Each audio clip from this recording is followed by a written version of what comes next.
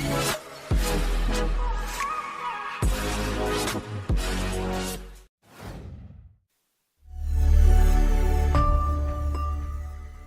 know, our virtual assistant team that we've outsourced all of our OA stuff to, and now they're doing other things.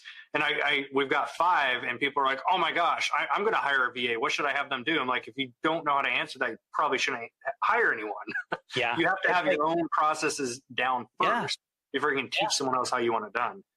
And that's the biggest conundrum I see, right? It's like, hey, I'm going to go hire five VAs. I'm like, okay, do you have SOPs? No. Have you ever trained anybody? No. Do you know how to source? Have you been successful yourself? No. I was like, how long have you been doing this? They're like, 2 weeks. I'm like, okay, listen.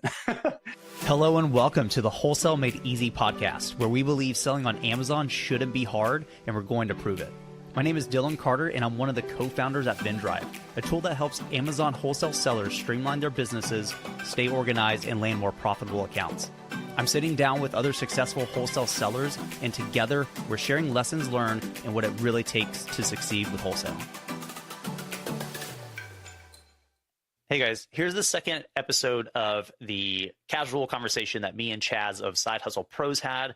In this episode, we actually talk about getting your first Amazon FBA sale, how that feels, the excitement, and then scaling that out. And then we talk a lot about the differences between being effective, being efficient, when you should and should not purchase tools, and why you shouldn't hire a VA yet. Let's get to the episode. Don, congrats, man. Sold that first thing on FBA. Big announcement, big first sale. That's huge, dude. Took 5 minutes. I lost my mind when I lost my mind when I had that first one. I did. What was your very, obviously it's probably you're not selling it anymore. Yeah. I have no idea. I have no clue what it was. I know it was RA. It was probably something from Target, because I went heavy on Target, because there's a decent amount around us. Mm-hmm. But I remember hitting the first $1,000 day, and I remember being on a date. This was like a Tinder date too. This was really funny. So we're walking around, and she's asking me what I do. I'm like, oh, I sell like on Amazon. Like basically, I have an e-commerce business. She's like, oh, that's cool. And I pull up Seller Central, on my phone, and I refresh it. And then I kind of like pause. I was like, oh, she goes, what? I was like, I just hit a new like goal. She's like, what do you mean? And I did 3,000 like that day. It was like a Saturday. Oh my God. Like I didn't work for like 2 days, because I was like, no, I'm taking the weekend off. It's fine. And I was like, oh my God, this is sick. Like, it's so insane. That was like 100% wholesale, like running PPC ads. Like I'm going ham. And no, it was cool. That's insane. Yeah, you never forget that first one. Mine was literally Thanksgiving Day, 2015. Oh, dude, that's great. Yeah, so I sent in my very first shipment. Was like, I don't forget dates for some reason. I just stick in my head. November 17th, I sent in my very first 3 little boxes of like 20 or 30 units of Amazon FBA stuff. And from there, it got checked in, and Thanksgiving Day in the middle of dinner at my in-laws' house. Like the one place my wife she just gets pissed if I look at my phone when I'm over there. And of course, I'm in the middle of like the big family dinner. And something told me like, just refresh the app. And of course, when you're new, you send something in, you're like every 5 minutes refreshing, waiting for the sale. And it just got picked up by UPS, and you're like, oh man, I sell it yet? Like, I'll never forget the look on my wife's face, because I was sitting like this eating, and then she sees me go like this. Clear as hell. And I'm pulling my phone down here on the side, and I refresh, and I see $7.49, and I'm like, we're rich. And I like, babe, and I showed her. She's like, put your damn phone away. Like she didn't understand it at all. I was freaking out. That was an Avengers Dollar Tree puzzle I sold for $7.49. That's great. 3.5 years ago, so fees were way less. So I actually made like $3 profit on that. That's cool. You know what's funny too? I have this idea, and I'm obsessed with it, where I think a lot of sellers, when they're growing their businesses, instead of hiring employees, not that I'm against it by any means, but I think you could do well with off-the-shelf services like TaskRabbit, where it's one-off things, right? It's not like having a VA. I think for certain people in certain kind of processes, that could make sense, where you could just have like some automation of like, hey, I do this, Zapier picks it up, it sends it to TaskRabbit, they go pick up the inventory and bring it to me. Like, I don't know. I'm trying to like place it together and how expensive it would be, and if it financially would actually make sense. but it seems cool, man. Like, I love that stuff. But like, also outsourcing and building what I call, like, I've called it in my head, like a hit team, where it's like I have my PPC, like not a VA, but like a virtual person, the remote. They are my PPC experts. So as soon as a new listing goes live, what VA is, right? I know. I feel like I'm gonna mess with you. VA. I know. I feel like the term VA has been thrown out there so much. I know where you're coming from, man. Like because it is a virtual assistant, right? But like I'm talking like specialized. Like no, they are a one PPC. task. Exactly. And so you have this A team. Probably A team's probably more positive than hit team, but. Whatever. Hit team just sounds like, all right, let's go crush some people. Dude, yeah, I can't, dude. So like, I'm obsessed with like James Bond, like all the spy movies. I'm like, let's crush them. But no, like have a listing optimization person, right? Every new listing that comes live, that especially for like wholesale retail arbitrage may or may not make sense for stuff like that, but it goes live. They do listing optimization. Once that's done, it gets passed off. They start running PPC ads for that, right? And you have these protocols of here's how we start each new, here's how we optimize a listing. Here's how we start a new campaign. Here's my expectations. Here's, when we stop using a keyword or when we turn off a campaign. Like have those. And what's cool is with some of that stuff, especially like the campaign side, you can set up automations once it's created and running to automatically do some of that stuff for you. But it's having a group of people where all these optimization things that do matter, that increase sales, are just being done by people who live, eat, and breathe that. That's fascinating to me because it's done in so many industries, but less so, in ours for some reason. And it's really not crazy expensive to hire somebody to do it for, let's say, like 20% of your listings. It's so funny that you bring that up because that's almost exactly what I've been working on the last like 2 months. So we have a current team of 5 virtual assistants specifically for OA. And I found out a few of them are really skilled in other areas. So I've told myself that that's exactly what I'm trying to build out is my own personal team. Because there's a lot of stuff I'm not good at. And so I've learned you shouldn't do. Yeah, it's like I shouldn't be spending my time doing certain tasks, so I outsourced those already. And then I found out like, oh, you also are amazing at doing Facebook ads. I'm horrible at them. I'm going to hire you for Facebook ads. Yeah. So I started to create my own little version of that. So we've got about 3 people that are working on other projects now. Yeah, and if you set up the process, like I like Process Street, so it's process.st for because it integrates with Zapier and I can automate a lot of it. But no, it's cool. You can have it set up to where after each person is done with their speciality, they hit a check mark and then the next person gets notified. So you create this like assembly line of optimization that just happens without you, right? You do what you normally do, which is list it. And maybe you mark it, hey, this one I want to go deep on. And then that kicks off. I mean, that's so cool. I like Tiffany's comment, by the way, because it's so true. Dating as a reseller is so hard. No one understands the obsession. It truly is an obsession. Yeah, I mean that's just entrepreneurship though too. Yeah, like for some, so like I have a girlfriend now somehow with my schedule, like full-time school, all these projects and companies, and I somehow have a girlfriend, but she like gets it. And what's crazy is when we started dating, I told her what we did, and she read our blog. Like she went and read the VinDrive blog because she's like, yeah, I just want to know what you guys do. Like it's fascinating. Keep that one. But you won't find another one like that. I was like, oh my God, this is so cool. Yeah, no, it's definitely hard though, for sure. We need to get I said this a couple weeks ago. I was on a chat, I forgot where, but I said we need to get a huge group of the YouTubers together. That'd be fun. Man. Yeah, it would be cool to do like a huge meetup. We have this idea because we have tons of ideas, and I had a dream. It was so surreal. It was visceral. I was at this amazing event. It was huge. It was just exciting. Like I felt emotional during this dream, and I woke up and I was like, "That was VinCon." I was like, "We have to have VinCon." And then it began. I immediately like jump on Slack on my phone before I'm out of bed. I text James, I'm like, dude, VinCon, what's your idea? He's like, I just bought the domain. I'm ready. I was like, gosh. Oh man, I love it. And we were actually talking about it today. They're like, we're like, as soon as we're at that point where it makes sense, we have the capacity to do it. We're going to do it. We are going to have the coolest, at least in our opinion, meetup conference. I don't know. We got to figure it out. I love how that's how our brains operate. I literally did the same thing. I had this idea for a conference, but not just reselling. I wanted to bring in people who know about like Airbnb, like all these different side hustles, right? Yeah. And so I same thing. I got up and I'm like, all right, I pondered it for like 2 seconds and I bought sidehustleconference.com. Shockingly, it was open. I was shocked that one was open. But I did the same thing. I'm like, I'm just going to buy it now, and I don't know if I'll do anything with it quite yet. But no, like, James has if it's Vin something and it makes sense, James has bought it. I'm like, dude, stop buying domains. Oh, that's so good. But we try to get Aura.com, and they want, I think it's like $20,000, and we're like, really? Like, we'll talk in like a year. Us some time. That's a good much. Like, I'd rather hire another engineer. Like, that's why it's Go Aura.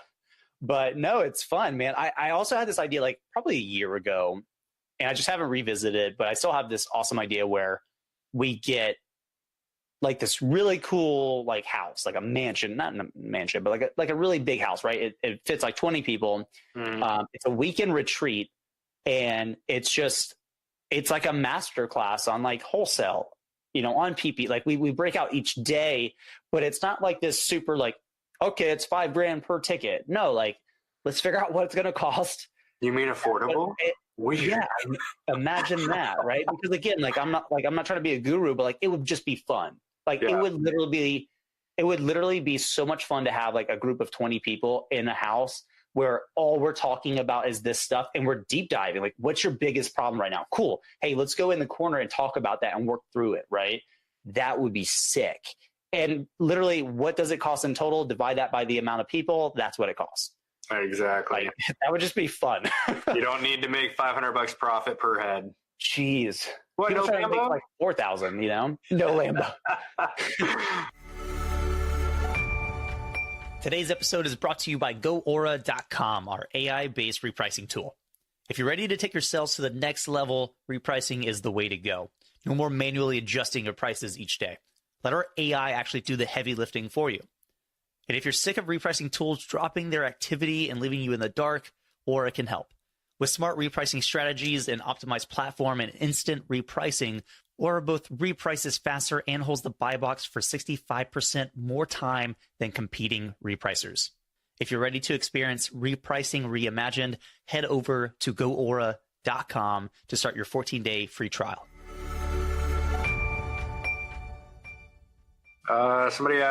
Don asked, wholesale focus tool, tactical arbitrage, or Helium 10? It depends on like what you're using it for. So I actually reached out to Helium 10. No, I take that back. I actually reached out to Viral Launch because I oddly have an idea where they could be used very well for wholesale. I'm waiting to hear back from them to get them on the phone and talk. I haven't used either of those actually for wholesale because, and what's funny is, I own 2 tools.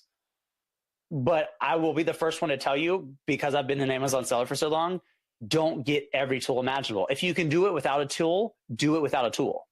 Like I will straight up tell you, and I do it all the time. People be like, hey, I already know your answer, but should I join Aura? I have 8 listings. No, you're not going to get enough value from it. Yep. Like if you have over 10 listings, yeah, absolutely. I think 10 is the minimum where you can start to get value from it. Right. And you got to be consistently, if you're RA, going to be consistently shipping things in. If it's wholesale, yeah, you can have 10 listings and be doing 6 figures in sales annually. But no, if like don't, and we joked about this earlier, right? Which is like it's easy to have like $1,500 a month in tool costs, but you shouldn't. Like I didn't use Jungle Scout to help me source for the first year and a half because tools are efficiency tools, right? Like I had to get effective at sourcing before I brought on an efficiency tool. Otherwise, I'm being efficiently ineffective. Doesn't really work out in your favor. It's the exact same thing when because people ask about, our virtual assistant team that we've outsourced all of our OA stuff to, and now they're doing other things. And we've got 5, and people are like, oh my gosh, I'm going to hire a VA. What should I have them do? I'm like, if you don't know how to answer that, you probably shouldn't hire anyone. Yeah. You have to have your own processes down first before you can teach someone else how you want it done. And that's the biggest conundrum I see, right? It's like, hey, I'm going to go hire five VAs. I'm like, Okay. Do you have SOPs? No. Have you ever trained anybody? No. Do you know how to source? Have you been successful yourself? No. I was like, how long have you been doing this? They're like 2 weeks. I'm like, okay, listen. Yeah. You're trying to scale before proving the model, or at least figuring out the model for yourself, right? This happens all the time with like software and tech companies. We've been, because that's kind of been my focus lately, where people try to build scalable systems and try to scale before they have what's called product market fit. Like, you don't know if people actually want what you have or that the product's complete, and then they just start throwing like 5 to 10 grand a month in Facebook ads. Mm-hmm. I'm like, no, that's not going to work. Like, you don't even know your churn numbers, right? You just launched like a week ago. You don't know your churn rates, your retention rates, your LTV, like the math, right? But same thing. If I'm terrible at baseball, I'm like, you know what? I don't need to play baseball. I'll hire somebody to play baseball for me, and I'll just teach them how to do it. Probably not going to work out. Oh man. Yeah. I was going to hire someone. This was a couple of years ago. And I was spinning so many plates because I thought more was better. Yeah. And I was spinning so many plates, and we talked about this on our last like time management thing that we did. And I was spinning so many plates, and I thought more was better. And I was so stressed out and overwhelmed in life. Like, I was having anxiety and mental breakdowns. Yeah. And I'm like, yeah, I'll just get up and do it again tomorrow. Sounds great. And so I sat down, I told Trisha, like, I need to hire someone, because, obviously that's my true financial advisor is the wife. So I'm like, I need to hire someone. I need to spend like $100 a week to start with, just to hire someone, and they need to help me offload this stuff. And she's like, okay, you make a list of exactly what they would do for you every day and bring it back. And I'm like, oh yes, I finally got permission. So I like got my notepad down. I'm like, I had no answer. And she's like, when you can come up with an actual task list that someone you hire is going to do, then you can hire someone. And it took me like 6 months to figure out my own routines and systems, because I had none. So she forced me to come up with my routines. She doesn't know this, but it was her that created that. And so I created my own systems and routines for each of our little side hustles. And I'm like, okay, all right, I can outsource this part now. It started with online arbitrage, because I'm like, well, I can run the tactical arbitrage scans and teach a VA my way of selecting a good buy and filtering out the bad ones. I can outsource and teach that. So that's how it started. And then it grew from there. But if you can't write down on a piece of paper your exact system for each of the ways you make money, you can't outsource that. You've got to have your systems in place. Yeah, and there's a framework too. Like, this is why I love Ari Meisel. He's the founder of The Replaceable Founder. It's a great book too. We had him on the podcast, and the way he teaches it is a framework, and it's the OAO framework. And so what a lot of people do is they go to the last O, which is outsource. Mm-hmm. Okay, if you have an inefficient or an ineffective process and you go, I just don't want to do it, it's painful, I'm going to have somebody else do it. Now you're wasting somebody else's time and you're wasting your money. So instead, what he does, and it's a linear progress, the first O is optimize. Make it efficient, make it better, make it simple, right?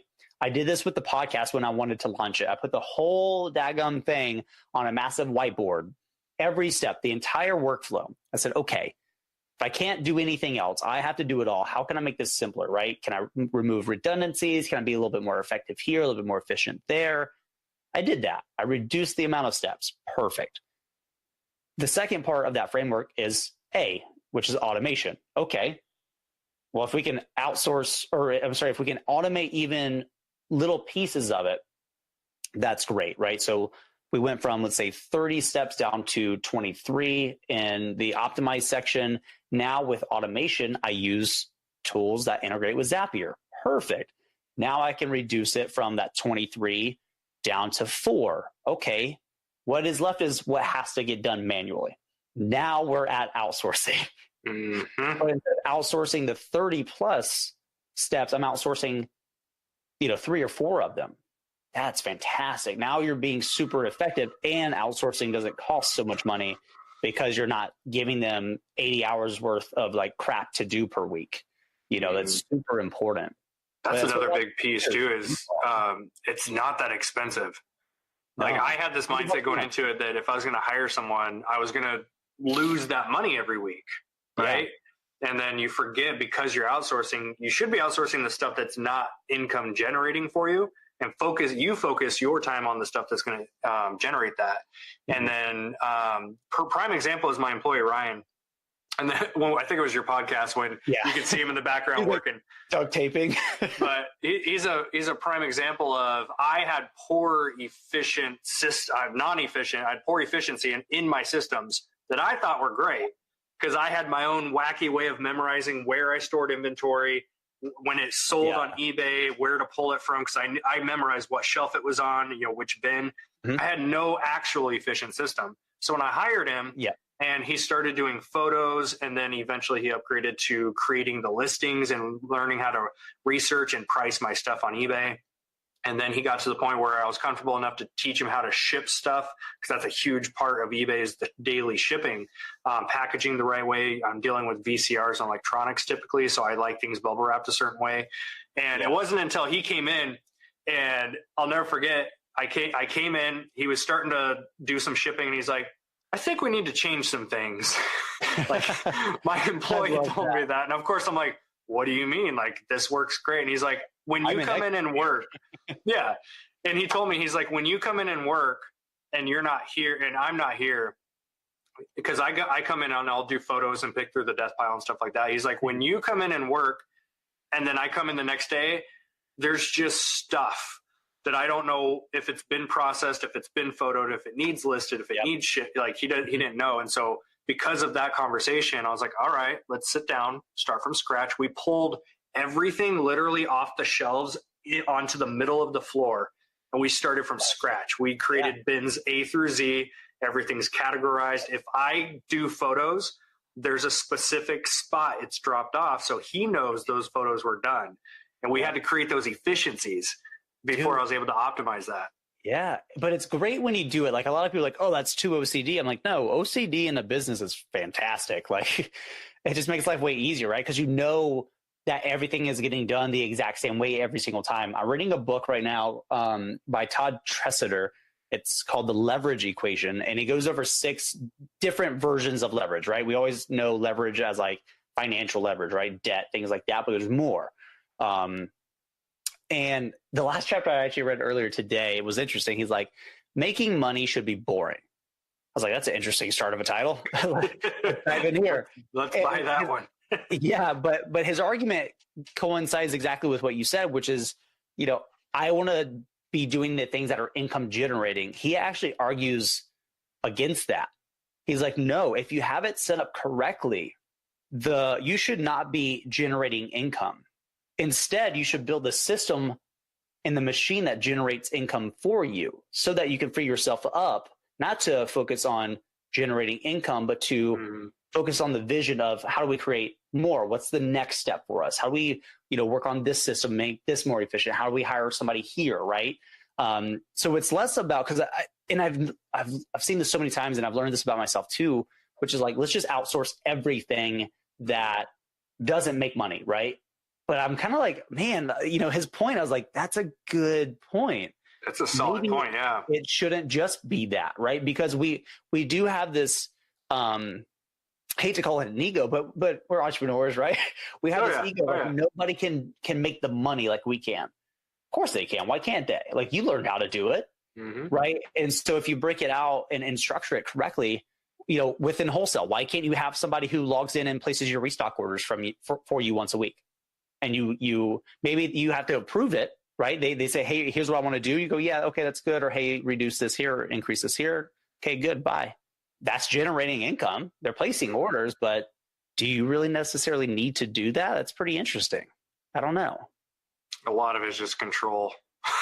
We've all got control issues. Of course, 100% for a baby, right? Yeah. Like, it's 100%. Before we leave, I have a huge ask. If you enjoyed this podcast and you got value from it, leave us a 5-star review on iTunes. The way we're able to have more impact on more sellers is by getting in front of them. We can do that by having more reviews and getting pushed to the top of iTunes podcasts. So leave us a review and let us know what you think of the podcast.